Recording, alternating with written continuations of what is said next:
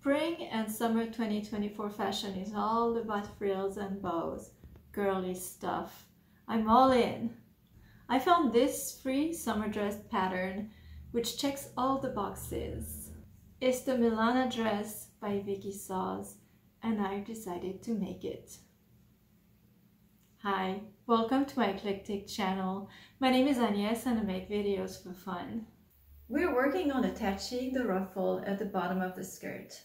As I did with the gathered sleeves, I'm going to do this in multiple steps. I think it's time consuming, but I think it really leads to a better finish. I always struggled with stitching gathered fabric.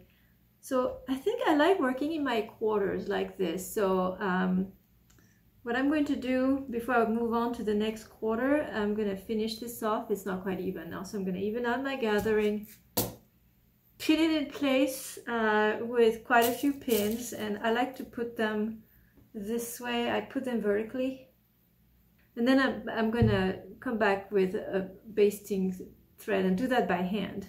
Have a basting thread go through, attaching the two parts together. Do that for all 4 quarters, and after that I'll take that to my machine and stitch the flounce in place. So I've got the flounce secured with hand stitching, base stitches, and in addition I have put the pins a little lower down. They're a little further away from my presser foot so they won't interfere with the needle. I can leave them in. What they do is they're securing the flounce to the skirt underneath so that this cannot move too much left and right. So that way I don't need to worry about this part so much. I can instead focus on the seam allowance and on the placing of the folds as I feed this to the machine. I'm doing a 1 centimeter seam allowance.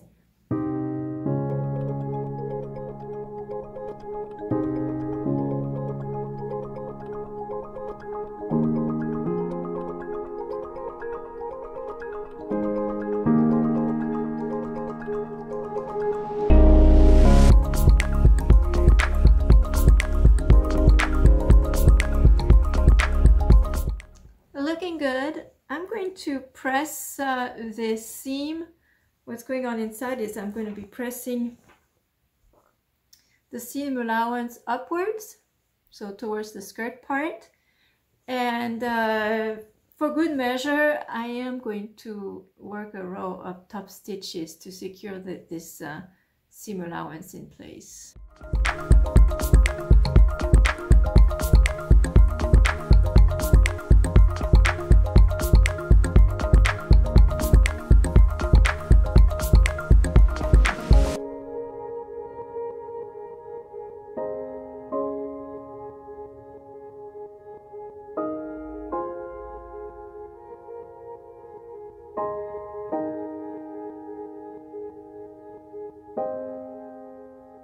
With that, the skirt is done.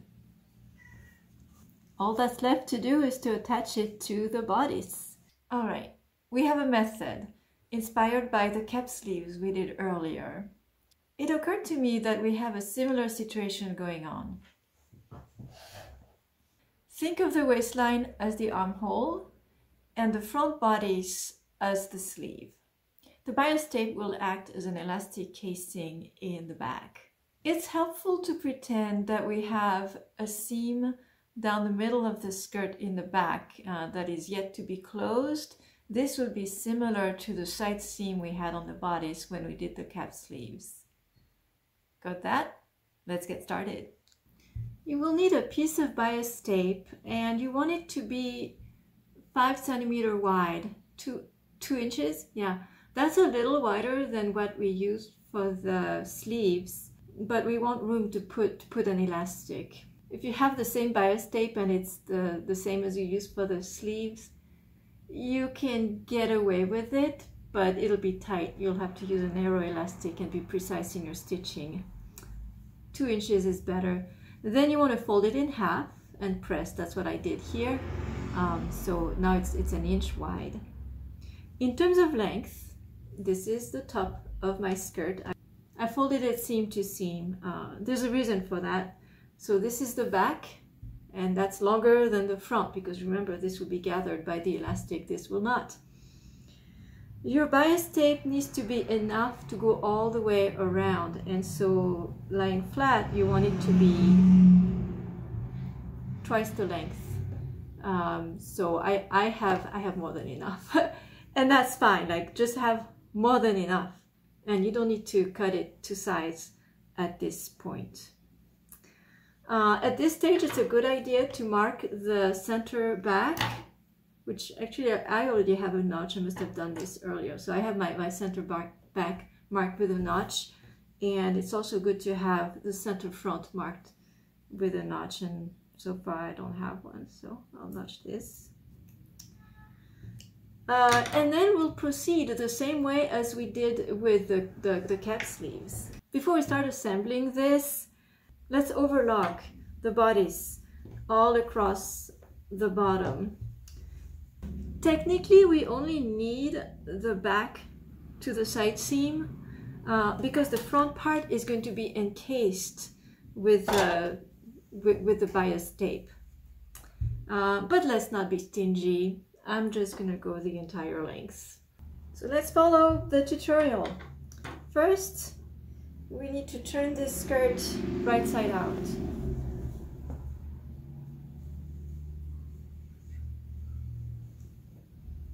And again, my center front. Then take the bodice, your sleeve, and put that right sides together. So I'm pinning the center seam of the front bodice to the center front of the skirt, and then the side seam of the bodice, I'm pinning that to the side seams on the skirt. From side seam to side seam, that constitutes the cap sleeve. And then yes, we've got more stuff going on here. So I just put a couple pins to secure the front bodice to the front of the skirt. At the side seams, like I said, the center front, and at the darts. These pins will come out because we have one more layer to put, and that is the bias tape. So loosely take the center of your bias tape, or precisely, and put it here. And now you get to move your pins so that you get all 3 or 4 layers together. And what happens here when we get to the side seam? Well, we keep going. You're following the tutorial, right? And in the tutorial, she goes on to pin the armhole. So remember that the back of the skirt is our armhole, and we are working our way towards the center of the back of the skirt, which is the side seam on the armhole. So keep going until you hit that notch that we made at the back. And then move the back bodice out of the way. You don't want that to get caught. All right, I'm at the center back. What happens? What happens here? For now, nothing. I'm going to go to the other side and do the same thing. So work my way from the side seam all the way to the middle back. All right, I got this going on at the middle back. So you want to stitch your bias tape together to where it matches, where it meets exactly. All right, so I'm going to take this to my machine, maybe release a couple pins here. And right where I marked, I'm going to line these up, stitch, trim, and press that seam flat. This is stitched, the seam is pressed flat, and I forgot to tell you, but you can always repin if you did this wrong. My tape is applied right sides together, so this is my right side. My seam allowance is facing up. So finish pinning,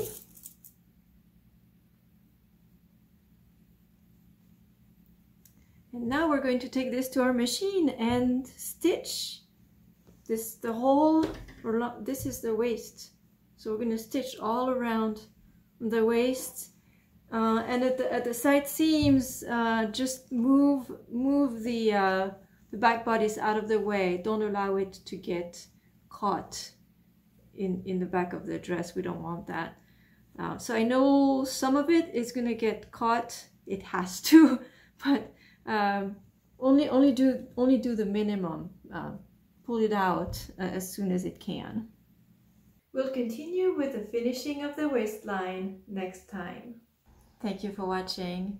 If you enjoyed this video, don't forget to give it a like.